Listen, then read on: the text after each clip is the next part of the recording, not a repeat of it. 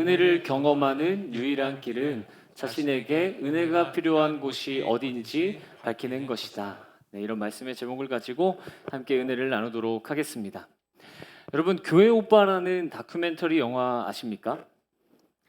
2018년도 5월에 개봉한 영화인데요. 우리 공동체도 당시에 상영관이 구미에 있어서 여건이 되시는 분들은 같이 가셔서 시청하고 왔던 기억이 있습니다. 이 영화 현대판 요비라는 별명을 가지신 고 이관희 집사님의 그 암투병기를 다룬 영화죠.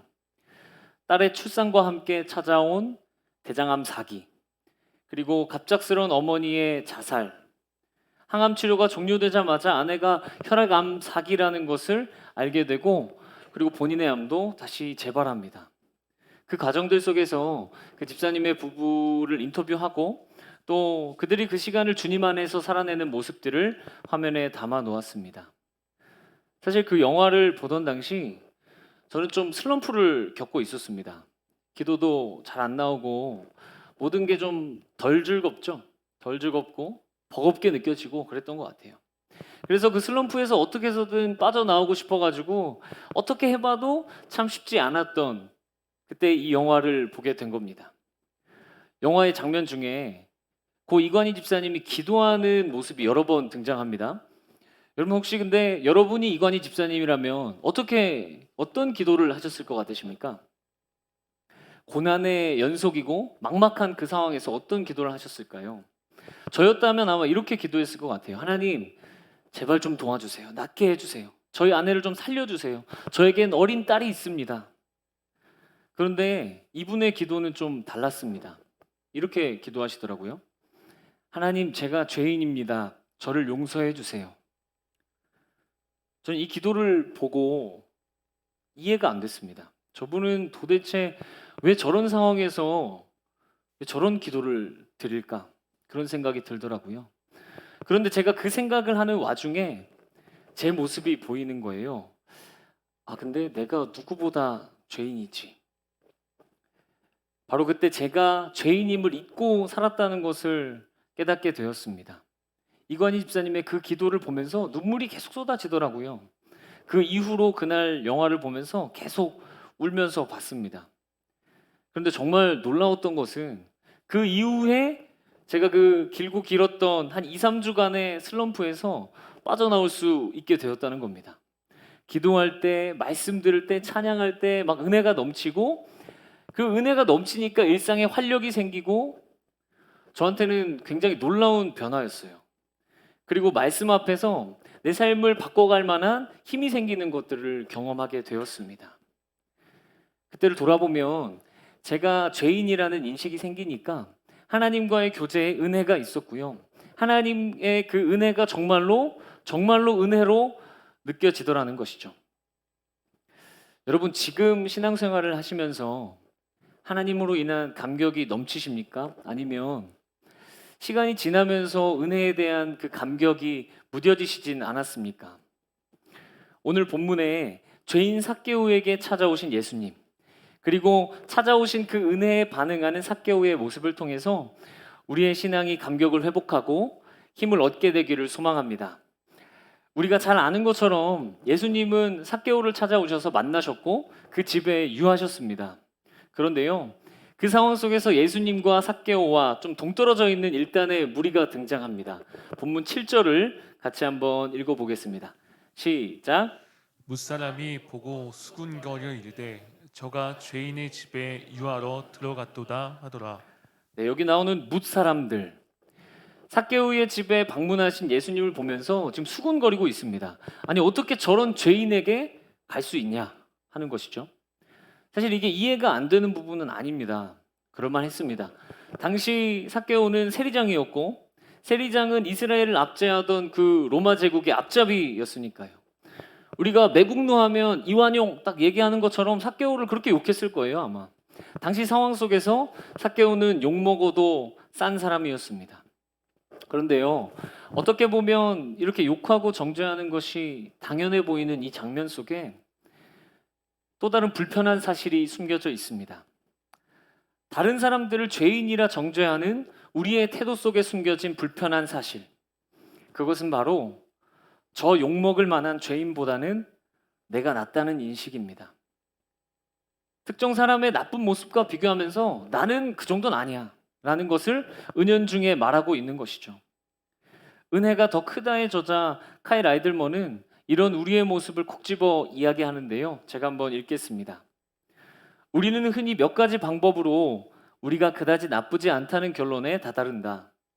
샵 1. 우리는 다른 사람들과 자신을 비교한다.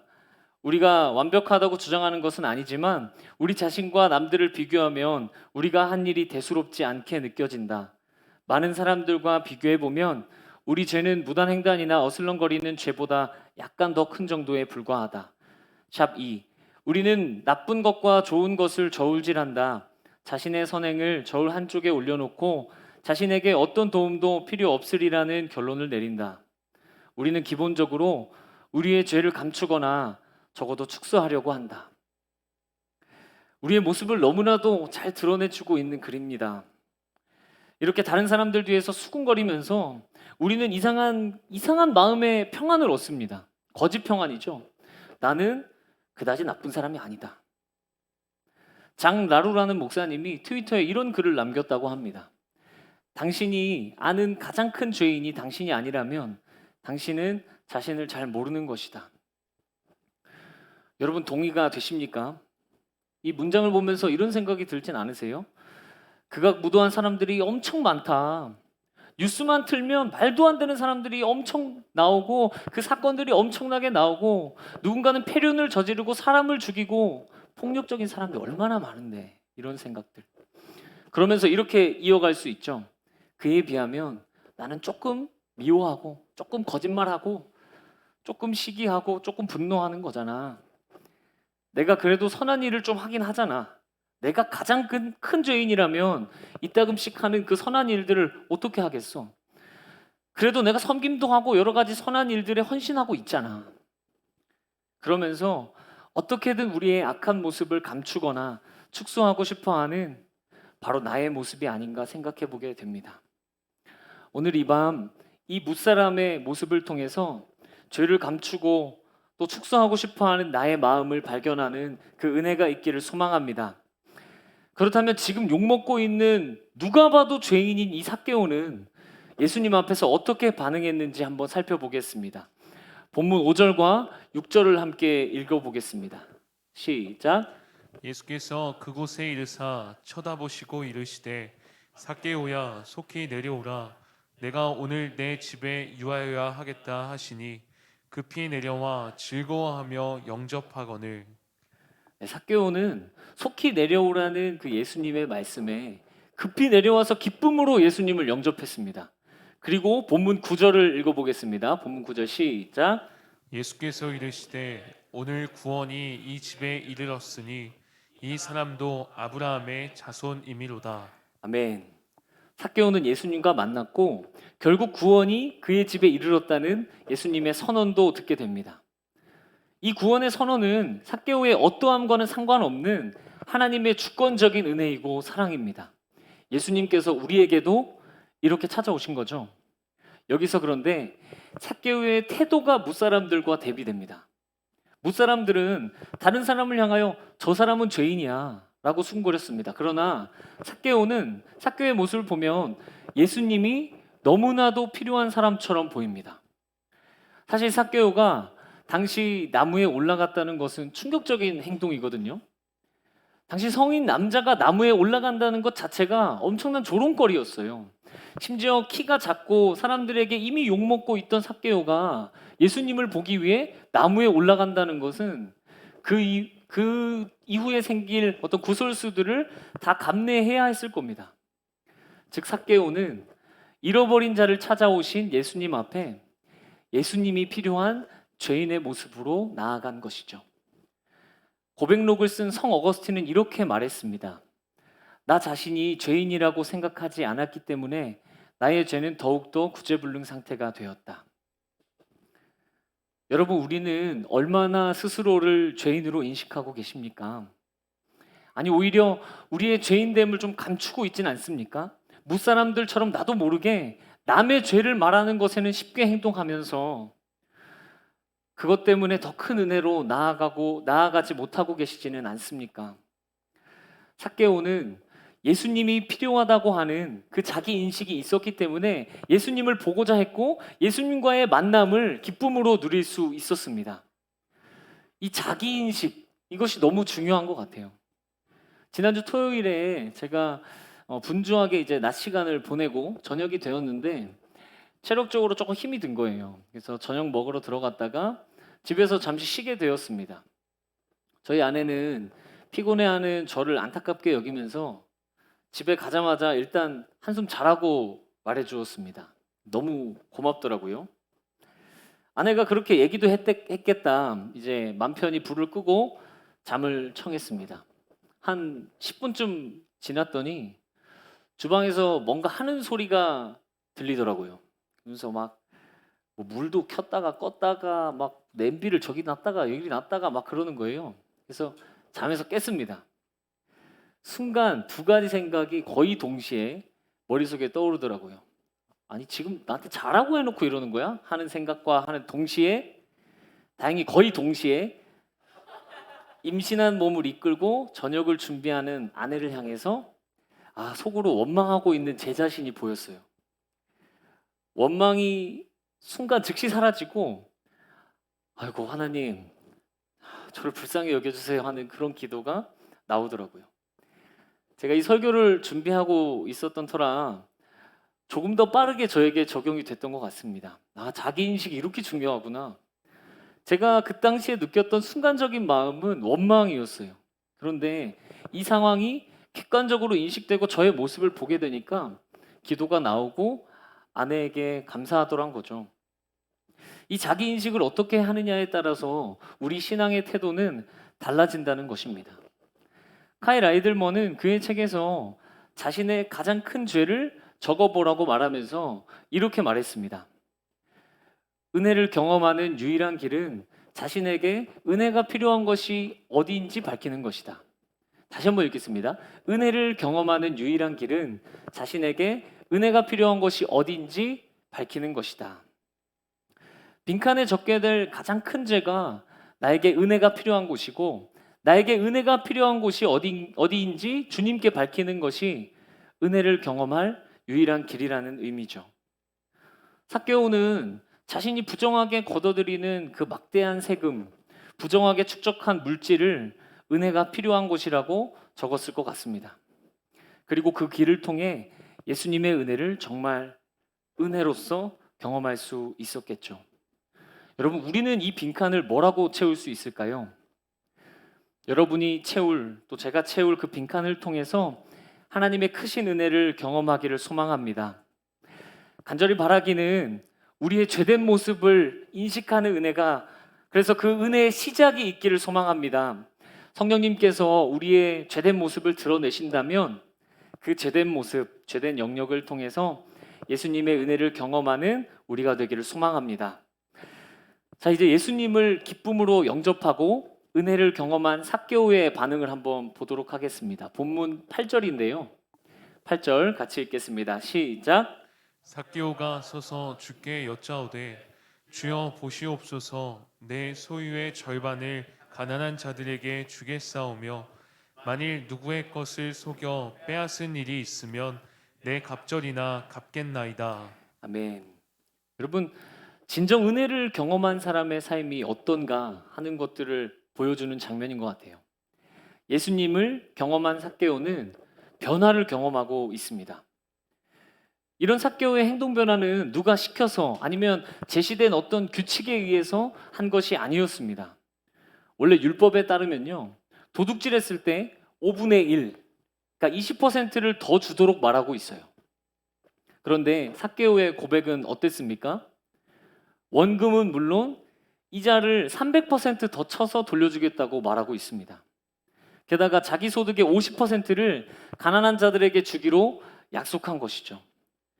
그러니까 율법이 요구한 것 그 이상으로 하겠다는 겁니다. 얼마나 큰 변화입니까? 얼마나 놀라운 변화입니까?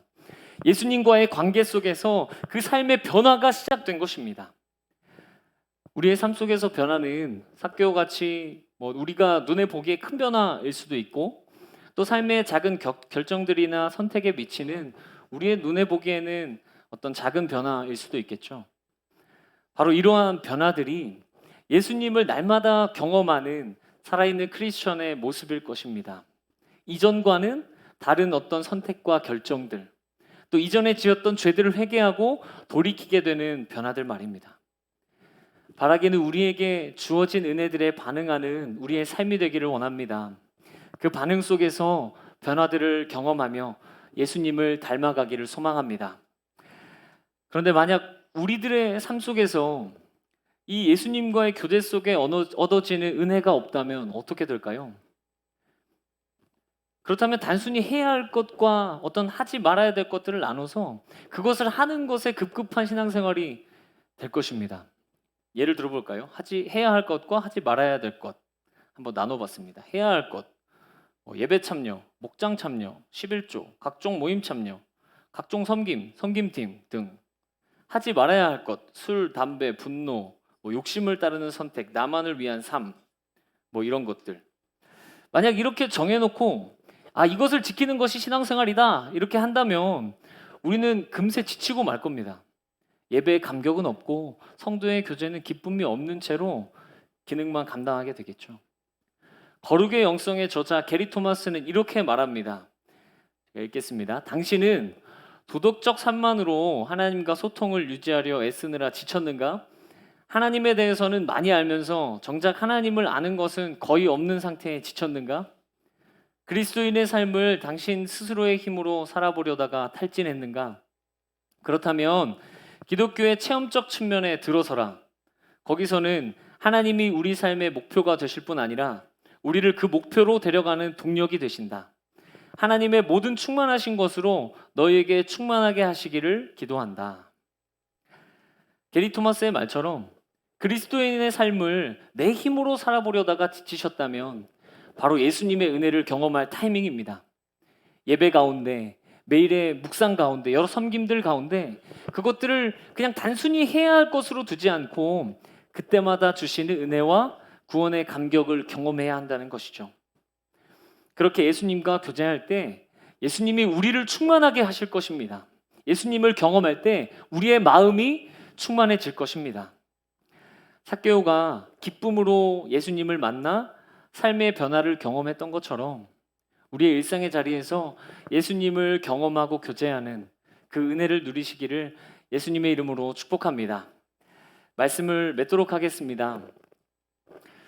오늘 말씀을 준비하면서 뭇사람의 모습이 참 저의 모습과 오버랩 되었습니다. 그리고 삭개오의 반응을 보면서 예수님의 사랑을 풍성히 받아 누렸구나 하는 부러움들도 남았습니다. 삭개오의 그 비결은 자신이 예수님이 필요한 사람이라는 것을 알았던 거죠. 나는 예수님이 필요한 사람이야. 오늘 본문 10절을 다시 한번 읽어볼까요? 10절 읽어보겠습니다. 시작. 인자가 온 것은 잃어버린 자를 찾아 구원하려 함이니라. 예수님이 이 땅에 오신 이유가 잃어버린 자를 찾아 구원하러 오셨다고 말씀하십니다. 그 잃어버린 자가 누굽니까? 바로 죄인인 우리, 그대로 죽을 수밖에 없었던 우리에게 오신 것입니다. 우리가 죄인임을 예수님 앞에서 감출 필요가 없는 것이 여기 있습니다. 죄인 때문에 오셨으니까. 반대로 죄인임을 감추고 부인할 때 우리는 이렇게 말하는 것과 같습니다. 예수님, 저는 예수님이 필요 없습니다. 이 밤 간절히 바라기는 우리가 하나님께 죄인의 모습으로 나아가기를 소망합니다. 예수님, 저는 예수님이 필요합니다. 저는 죄인입니다. 주의 은혜를 허락해 주세요. 그렇게 예수님을 갈망하고 구하는 그 죄인의 기도가 터져 나오기를 간절히 소망합니다. 기도하겠습니다.